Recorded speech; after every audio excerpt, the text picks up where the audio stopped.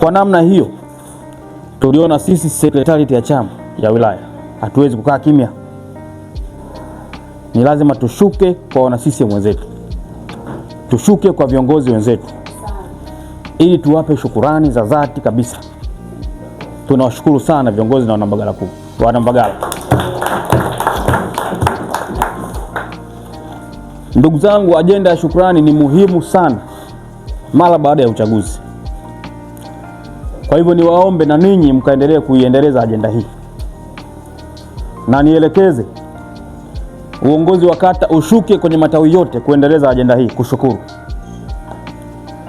Lakini nielekeze uongozi wa matawi yote ushuke kwenye mashina kuendeleza ajenda hii ya kushukuru. Na niombe uongozi wa mashina, ndugu zangu mabalozi mliopo na wengine mtawapa taarifa, wahakikishe wanashuka kwa wanachama na wananchi kuendelea kuwashukuru. Kidumu Chama cha Mapinduzi!